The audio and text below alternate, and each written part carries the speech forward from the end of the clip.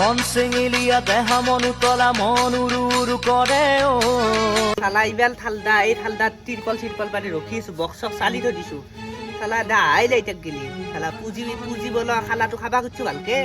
চালা আইয়ে বলে ইটাক গেলি ইবাল দেরি হল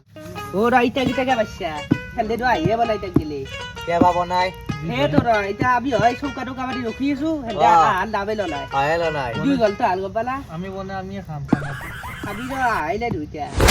ওই আমার তো সব পয়সা খাম খরচ হয়ে গেল এটা হেনে মাংস খাবার রকি থাকলে তিরপল উদয় টানছি আমি আহাতে জোগাড় করা নাছিল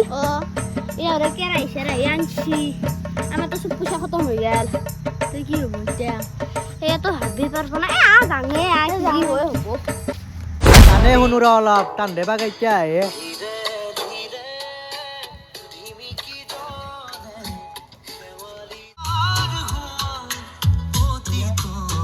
আও ওই নুন গোটাই রেডি করছে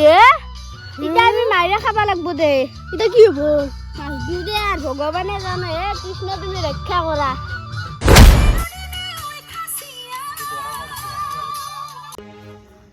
শালা 10টা বাজিল এতে তেইটাতে গেছি খানা হয় না নহয় আজি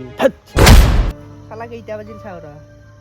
শালা 10টা বাজিল ইটাক গেলে আইবা হলা রান্দর কি বা মুরাটো কৰি আছে যে খানা হব না মই টান্দে পাত্তা আজি কিবাকে নেমুটা কিটা ললু দেছো আৰু হেন্দে নাইনব বুলি ভাবছিলো জাগা